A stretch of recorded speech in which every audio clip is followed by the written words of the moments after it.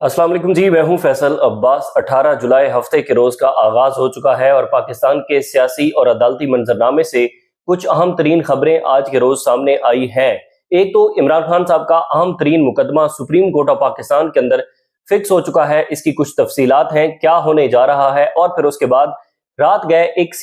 पाकिस्तान के सीनियर तरीन सियासतदान के घर पर छापा मारा गया है, उनके घर का घेराव किया गया है और फिर उसके बाद गिरफ्तारी की भी इतलात हैं। ये क्या स्टोरी है। फिर उसके बाद आलमी इदारे पाकिस्तान को वार्न कर रहे हैं इमरान खान और पाकिस्तान तहरीक इंसाफ के खिलाफ जितनी इंसानी बुनियादी हकूक की खिलाफ वर्जियां हो रही हैं या उसके बाद मीडिया की आवाज को दबाया जा रहा है, आजादी इज़हार राय पर कदगन लगाए जा रहे हैं, या फिर अभी तक जितनी भी जुडिशरी का गला घोंटा गया है या जुडिशरी ने जिस तरीके से एग्जेक्टिव के सामने सरेंडर किया है, तो अब पहली मर्तबा उस पर आलमी इदारे भी खुलकर बोल रहे हैं। कुछ आम तरीन तफसीलात हैं इस वीडियो के अंदर मैं आपके सामने रखूंगा, लेकिन उससे पहले गुजारिश है कि कमेंट्स पे अपना फीडबैक जरूर दीजिएगा। सबसे पहले डिस्कस कर लेते हैं इमरान खान साहब के अहम तरीन मुकदमे के हवाले से। वैसे तो पाकिस्तान की अदालतों के अंदर इस वक्त इमरान खान और पाकिस्तान तहरीक इंसाफ के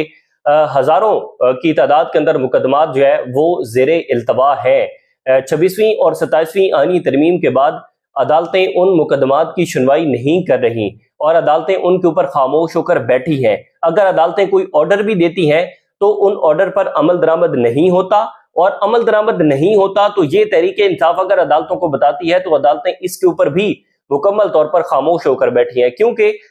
मौजूदा इस्टेब्लिशमेंट ज़दा अदलिया के अंदर ये जो जजेस हैं, जाहिर है इन जजेस ने इस निज़ाम के साथ इस तरीके की सौदेबाजी कर ली है कि ये जजेस ना तो निज़ाम को किसी सूरत में कोई थोड़ी सी मुश्किल, थोड़ी सी हर्डल्स इस निज़ाम के लिए क्रिएट करेंगे और ना हुकूमत के लिए कोई टफ टाइम या मुश्किल टाइम क्रिएट करेंगे ये जजेस। तभी ये अभी तक जो है वो इन अदालतों के अंदर बैठे हैं। अदरवाइज अगर ये इंडिपेंडेंट होते, अगर ये रूल ऑफ लॉ की बात करते, अगर ये अपने हल्फ के साथ वफादारी की बात करते, तो फिर जाहिर है इनका हाल भी जस्टिस तारिक महमूद जहांगीरी साहब जैसा होता, अतर मिनल्ला साहब जैसा होता, या जस्टिस सैयद मंसूर अली शाह जैसे जो जजेस थे उन जैसा इन जजेस का हाल होता। बहरहाल लेकिन उसके बावजूद भी चूंकि अवाम पाकिस्तान 24 करोड़ अवाम के टैक्स के पैसों से ये अदालतें चलती हैं, टैक्स के पैसों से जजेस को मुराद जाती हैं, इनकी फैमिलीज जो है वो बड़े बड़े शहरों के पोश सेक्टर्स के अंदर जो है वो अपनी शाहाना जिंदगी इंजॉय करती हैं, इनके बच्चे बैरून मुल्क पढ़ते हैं। तो इसलिए हम ये जिम्मेदारी समझते हैं कि कम अज कम अवाम पाकिस्तान के सामने कुछ अहम तरीन नौयत के जो अदालती मैटर्स हैं वो रखे जाएं। आल्दो के पाकिस्तान की अवाम जो है वो मुकम्मल तौर पर इन अदालतों से मायूस हो चुकी है। अदालतें की कोई क्रेडिबिलिटी, कोई उनकी इंटेग्रिटी नहीं रही, लेकिन अभी भी कुछ आम तरीन मैटर हैं। सबसे पहले जी, इमरान खान साहब के जो मुकदमात हैं, वैसे तो इस वक्त हाई कोर्ट और सुप्रीम कोर्ट के अंदर मुतअद्दिद ऐसे मुकदमात हैं जो कि ज़ेरे इल्तवा हैं। इसके अंदर हमने देखा था कि इस्लामाबाद हाई कोर्ट ने इमरान खान साहब के साथ मार्च 2025 के अंदर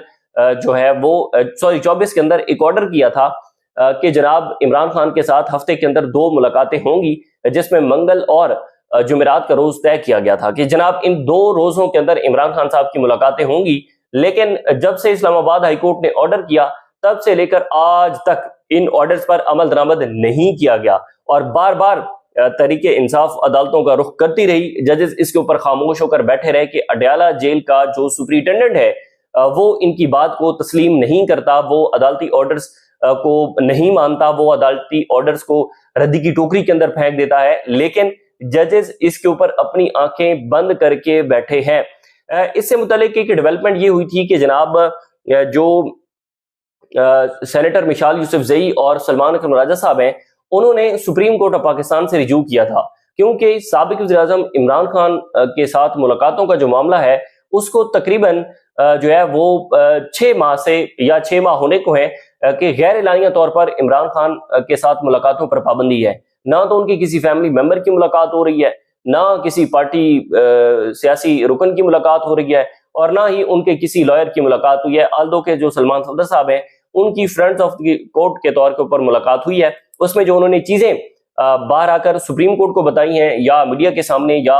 इमरान खान साहब की फैमिली को बताई हैं, वो इंतहाई तशवीशनाक हैं। यानी कि पता चलता है कि जी वो जो बातें हैं وہ تو بہت ڈسٹربنگ ہے کہ اگر واقع ہی جو ہے وہ کوئی ایسی صورتحال عمران خان صاحب کے ساتھ جیل کے اندر ہو رہی ہے۔ تو بہرحال اس میں یہ ہے کہ جناب عمران خان صاحب کی ملاقاتوں کا جو معاملہ ہے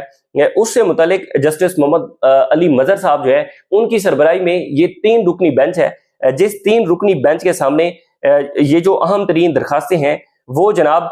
20 جولائی کو سماعت کے لیے مقرر ہو چکی ہیں۔ 20 جولائی کو جسٹس محمد علی مظہر کی سربراہی میں 3 رکنی بینچ ہوگا، جس میں انہوں نے اڈیالہ جیل کے سپرنٹینڈنٹ وغیرہ کو نوٹس کر کے جواب طلب کر رکھا ہے۔ اس میں جو ہے وہ 20 جولائی کو دوبارہ سماعت ہونے جا رہی ہے۔ اب ظاہر ہے اب عمران خان کی ملاقاتوں کا میٹر ہو یا کوئی اور اہم سیاسی یا اہم میٹر ہو، وہ سارے مقدمات جسٹس محمد علی مظہر صاحب جو ہیں ان کے بینچ کو جا رہے ہیں۔ مطلب کہ سپریم کورٹ کے اندر اگر کوئی اہم نوعیت کا مقدمہ جاتا بھی ہے تو وہ مظہر علی صاحب جو ہے ان کے بینچ کے اندر فکس ہو رہے ہیں، وہ کسی اور جج کے پاس نہیں لگ رہے یہ کیس۔ تو اس میں ایک تو یہ ہے کہ جناب 20 جولائی کو عمران خان کی ملاقاتوں کا جو معاملہ ہے اس سے متعلق سلمان اکرم راجہ صاحب نے جو نومبر میں سپریم کورٹ سے رجوع کیا تھا وہ درخواست ہے، اور پھر اس کے بعد سینیٹر مشال یوسفزئی صاحبہ کی درخواست ہے۔ اس پر جو ہے وہ 3 رکنی بینچ 20 جولائی کو سماعت کرے گا، اور ظاہر ہے 3 جولائی کو جب سماعت کرے گا تو آگے جا کے پتہ چلے گا کہ اس میں کون سا کوئی سخت آرڈر کرتا ہے۔ لگتا نہیں ہے کہ کوئی یہ ججز جو ہے وہ حکومت کے لیے مشکل ٹائم، انتظامیہ کے لیے کوئی مشکل ٹائم کریٹ کر لیں گے۔ ایک ڈیولپمنٹ تو یہ ہے، دوسری اہم ترین ڈیولپمنٹ یہ بھی ہے کہ جناب اس وقت اڈیالہ جیل کے اندر قید ایک اور شوہر اور ان کی اہلیہ، جس میں ایمان مزاری اور ہادی علی چٹھا صاحب، جو کہ اڈیالہ جیل کے اندر عمران خان اور بشرا بی بی صاحبہ کی طرح قید ہیں، اور ان کی قید کو تقریباً 6 ماہ سے زائد کا عرصہ گزر چکا ہے۔ ایمان مزاری اور ہادی علی چٹھا نے ایک ٹویٹ کیا اور اس ٹویٹ کی بنیاد کے اوپر ان کو جو ہے وہ 10 سال سزا سنا دی گئی متنازع ٹویٹس کیس میں۔ اس میں ہوا یہ کہ جناب انہوں نے جو ہے وہ ٹرائل کورٹ کے فیصلے کے خلاف جو سزا معطلی کی درخواستیں ہیں وہ اسلام آباد ہائی کورٹ کے اندر دائر کی۔ اسلام آباد ہائی کورٹ نے وہ درخواستیں سماعت کے لیے مقرر نہیں کی۔ پھر اس کے بعد انہوں نے رجوع کیا سپریم کورٹ سے کہ جی ہائی کورٹ جو ہے وہ سزا معطلی کی درخواستیں نہیں سن رہی، ضمانت کی درخواستیں نہیں سن رہی۔ پھر 12 مئی کو سپریم کورٹ نے آرڈر کر دیا اور ڈائریکشن دے دی اسلام آباد ہائی کورٹ کو کہ اسلام آباد ہائی کورٹ جو ہے 2 ہفتوں کے اندر، 12 مئی کو یہ آرڈر ہوا تھا کہ 2 ہفتوں کے اندر اسلام آباد ہائی کورٹ اس میٹر کو سنے اور سن کر اس کو ڈیسائیڈ کر کے اس پر فیصلہ کرے۔ لیکن ہوا یہ کہ جناب سپریم کورٹ کے آرڈر کو جسٹس اعظم خان صاحب نے نہیں مانا۔ یہ نہیں کہ آپ اندازہ لگائیں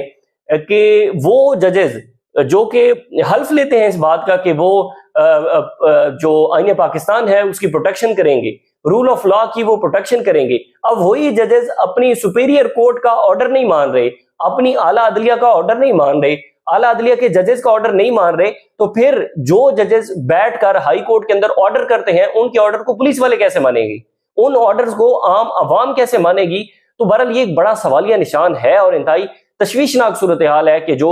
اتنی بڑی ہائی کورٹ ہے اور اس ہائی کورٹ کے اندر بیٹھا ایک جج جو ہے وہ سپریم کورٹ کے جج کے آرڈر کو نہیں مان رہا، جوتے کی نوک کے اوپر رکھ رہا ہے۔ تو اعظم خان صاحب کو آرڈر ہوا کہ آپ نے 12 مئی سے لے کر آگے 2 ہفتے کے اندر جو ہے وہ سزا معطلی کی درخواستیں نمٹا دینی ہے، لیکن ابھی تک وہ سماعت کے لیے مقرر نہیں۔ ایک مرتبہ سماعت کے لیے مقرر ہوئی، ان کے اوپر اعتراضات تھے، پھر وہ کہا کہ جناب دوبارہ کریں گے، لیکن ابھی تک اس کیس کو دوبارہ سماعت کے لیے مقرر نہیں کیا گیا۔ لیکن آج یہ خبر آئی ہے کہ جناب اس کیس کو بھی دوبارہ 24 جولائی کو جو ہے وہ جسٹس اعظم خان کی عدالت میں یہ کیس سماعت کے لیے مقرر ہو گیا ہے۔ اب 21 جولائی کو اسی کیس کے اندر سپریم کورٹ دوبارہ سماعت کرنے جا رہی ہے۔ پہلا جو بینچ تھا وہ بینچ تبدیل ہو گیا، جسٹس محمد علی مظہر کی سربراہی میں یہ بینچ ہے جس کے پاس یہ دوبارہ ایمان مزاری اور ہادی علی چٹھا کی درخواستیں آ گئیں۔ یہ دوبارہ کوئی نیا بینچ بنا ہے، پہلا بینچ اور تھا جس بینچ نے جو ہے وہ ہائی کورٹ کو آرڈر کیا تھا کہ آپ نے 2 ہفتے کے اندر جو ہے وہ اس میٹر کو سن کر ڈیسائیڈ کرنا ہے۔ پھر مظہر علی نے کوئی سوال نہیں پوچھا اس کے اوپر کہ جناب 2 ہفتوں کے اندر ہائی کورٹ کو ہم نے جو آرڈر کیا تھا کہ آپ نے 2 ہفتوں کے اندر ڈیسائیڈ کرنا ہے تو ہائی کورٹ نے کیوں نہیں کیا؟ ایسا کوئی سوال سپریم کورٹ کی طرف سے نہیں کیا گیا۔ اس کے بعد اب یہ جو کیس ہے یہ جناب 24 جولائی کو اسلام آباد ہائی کورٹ میں سماعت کے لیے مقرر ہے، اور جبکہ 21 جولائی کو ایمان مزاری کا کیس اور ہادی علی چٹھا صاحب کا کیس جو ہے وہ سپریم کورٹ میں بھی جسٹس مظہر علی کی سربراہی میں جو بینچ ہے اس بینچ کے سامنے سماعت کے لیے 21 جولائی کو مقرر ہے۔ تو آپ یہ یہاں سے نظام انصاف جو ہے اس کا اندازہ آپ یہاں سے لگا سکتے ہیں۔ یہ کچھ عدالتی محاذ سے جڑی خبریں تھیں۔ پھر اس کے بعد ایک اور اہم ڈیولپمنٹ یہ ہوئی جناب کہ گزشتہ رات یہ خبر سامنے آئی، بلکہ ٹویٹ سامنے آیا، پاکستان کے سینئر ترین سیاستدان ہیں جن کا ملتان سے تعلق ہے، جاوید ہاشمی صاحب، ان کا ایک ٹویٹ سامنے آیا کہ جناب اس وقت جو پنجاب پولیس ہے اس نے میرے گھر کا گھراؤ کر رکھا ہے، اور دن کو ہی پنجاب پولیس نے ان کے گھر کا گھراؤ کر لیا۔ گھراؤ کرنے کے بعد ایک بڑی تعداد کے اندر پولیس کے اہلکار جو ہے وہ رات گئے ان کے گھر کے اندر داخل ہوتے ہیں۔ جاوید ہاشمی صاحب کی جو بیٹی ہیں وہ ان پولیس والوں سے بار بار پوچھتی ہیں کہ آپ نے ایلیگیشنز کیا لگائے ہیں، آپ نے الزامات کیا لگائے ہیں، کن الزامات کی بنیاد کے اوپر آپ رات گئے خواتین کو ہراساں کر رہے ہیں، آپ جو ہے وہ اس طریقے سے گھر کے اندر گھس آئے ہیں۔ تو اس پر پولیس والے مکمل طور پر خاموش رہتے ہیں۔ رات گئے ان کے گھر کے اوپر گرفتاری کے لیے چھاپا مارا گیا، اور یہ وہی جو اپنا جاوید ہاشمی صاحب ہیں جو کہ نواز شریف صاحب کے ساتھ جنہوں نے جیل کاٹی تھی اور نواز شریف کے ساتھ کھڑے رہے تھے، اور اس میں نون لیگ کے زیادہ تر جو سینئر سیاستدان ہیں وہ یہ سمجھتے تھے، اور وہ ان کے آن دی ریکارڈ یہ بیان موجود ہیں کہ جاوید ہاشمی جو ہے وہ ان کے استاد ہیں۔ تو بہرحال یہ وہی جاوید ہاشمی صاحب ہیں، اور وہی پاکستان مسلم لیگ نون کی حکومت ہے۔ پنجاب کے اندر نواز شریف صاحب کی بیٹی مریم نواز صاحبہ کی حکومت ہے، اور مریم نواز صاحبہ کے احکامات کے اوپر یہ سارا کچھ ہو رہا ہے کہ جناب جاوید ہاشمی کے گھر چھاپا مارا گیا ہے، ان کی خواتین کو ہراساں کیا گیا ہے، اور ان کی گرفتاری کی بھی اطلاعات ہیں۔ یہ رویے پاکستان کے اندر جو ایک کوئی بھی اختلاف رائے رکھے گا، کوئی اختلاف رائے کے حوالے سے بولے گا، بلکہ ایک سامنے آئی تھی چیز کہ جو اپنا جاوید ہاشمی صاحب ہیں انہوں نے شاید کوئی مولانا فضل الرحمان کے بیان کی تائید کی ہے، اور انہوں نے اس سے متعلق بھی اپنا کوئی بیان اتفاق کیا ہے، ایگری کیا ہے، یا اس سے متعلق جو مولانا فضل الرحمان کا بیان تھا اس سے متعلق جاوید ہاشمی صاحب نے بھی کوئی اپنا بیان دیا ہے۔ تو بہرحال یہ کچھ چیزیں ہیں۔ پھر ایک اور چیزیں آج کل بڑی ڈسکس ہو رہی ہیں کہ پاکستان میں جو انسانی بنیادی حقوق کی خلاف ورزیاں ہو رہی ہیں، جیسے ہم نے دیکھا کہ میڈیا کے اوپر قدغن لگائی گئی، اس کے بعد جوڈیشری کو ایگزیکٹو کے سامنے سرنڈر کروایا گیا، اور پھر اس کے بعد انسانی بنیادی حقوق کی آئے روز خلاف ورزیاں ہو رہی ہیں۔ ان سارے معاملات کے اوپر جو جی ایس پی پلس سٹیٹس ہے، جی ایس پی پلس سٹیٹس سے متعلق ایک حیران کن رپورٹ ہے جو کہ سامنے آئی ہے، جس میں ایک رپورٹ میں تو باقاعدہ طور پر انڈائریکٹلی طور پر عمران خان صاحب کا بھی اس کے اندر ذکر ہے۔ اب ہوتا کچھ یوں ہے کہ جناب جی ایس پی پلس سٹیٹس میں 2027 جنوری میں ظاہر ہے یورپین کنٹریز کے اندر جب آپ نے ٹریڈ کرنی ہوتی ہے، بزنس کرنا ہوتا ہے، تو اس سے متعلق یورپین کنٹریز کے اندر ٹریڈ کرنے سے متعلق کچھ پہلے شرائط ہوتی ہیں جن پر آپ نے پورا اترنا ہوتا ہے، اور وہ شرائط پر جب آپ پورا اترتے ہیں تو پھر آپ کو جی ایس پی پلس سٹیٹس ملتا ہے۔ اس کے بہت سارے فوائد ہوتے ہیں جب آپ یورپین کنٹریز کے اندر اپنی جو چیزیں ہیں ان کو بیچتے ہیں، سیل کرتے ہیں، بزنس کرتے ہیں، تو پھر آپ کو ایک بڑی حد تک جو ہے وہ کنسیشنز وہاں پر ملتی ہیں، فوائد ملتے ہیں۔ تو لیکن اس سے پہلے یورپین یونین نے کہا ہے کہ جناب ہماری کچھ شرائط ہیں، اور وہ ہر سال ہوتی ہیں۔ شرائط میں پہلے تو کہا گیا ہے کہ جناب پاکستان اسپیسیفکلی جو پاکستان کے حوالے سے رپورٹ جاری کی گئی ہے اس میں کہا گیا ہے کہ جناب اس میں جو گورننس ہے، بیڈ گورننس ہے، گورننس میں کوئی جو ہے وہ خاصی اس کے اندر اصلاحات نہیں لائی گئیں۔ اس کے بعد میڈیا کے حوالے سے بات کی گئی ہے کہ جناب میڈیا پر قدغن لگائی جا رہی ہے، پاکستان میں آزادی اظہار رائے کو سلب کیا جا رہا ہے۔ اس کے بعد پاکستان کی عدلیہ کے بارے میں باتیں کی گئی ہیں، اور یہ تک کہا گیا ہے کہ جناب پاکستان کی عدلیہ جو ہے وہ کرپٹ ترین ادارہ بن چکی ہے۔ اب آپ اندازہ لگائیں کہ اسلام آباد کی جو اپنا اسلام آباد کی وکلاء تنظیمیں ہیں وہ اسلام آباد ہائی کورٹ بار ایسوسی ایشن کے اندر کھڑی ہو کر یہ پریس کانفرنس کرتی ہیں اور اس بات کو ایڈمٹ کرتی ہیں کہ جناب جو ضلعی عدلیہ کے اندر بیٹھے ججز ہیں وہ پیسے لے رہے ہیں، اور ججز پیسے لے کر ضمانتیں دیتے ہیں، ججز پیسے لے کر لوگوں کے مقدمات جو ہے ان پر فیصلہ کرتے ہیں۔ تو آپ اندازہ لگا سکتے ہیں کہ اگر عدلیہ کے اندر بیٹھے ججز پیسے لے کر فیصلے کر رہے ہیں تو پھر وہ جس کو ہم کہتے ہیں کہ judiciary is a pillar of state and judiciary is a check and balance on the state, وہ خود جب کرپٹ ترین ادارہ ہے تو اس کے نیچے بیوروکریسی ہے، اس کے نیچے حکومت ہے، اس کے نیچے ہزاروں ادارے ہیں، وہ کیا کر رہے ہوں گے؟ تو ججز اس کے اوپر پھر اگر ججز خود کرپشن کر رہے ہیں تو ججز کیسے کرپشن کو روک سکتے ہیں؟ اس کے بعد اس کے اندر کہا گیا کہ جناب انسانی بنیادی حقوق کی سخت ترین خلاف ورزیاں ہو رہی ہیں، اور اگر ان شرائط پر عمل درآمد نہ کیا گیا تو پاکستان کو ظاہر آگے رجسٹر کروانا اس حوالے سے مشکل ہو جائے گا۔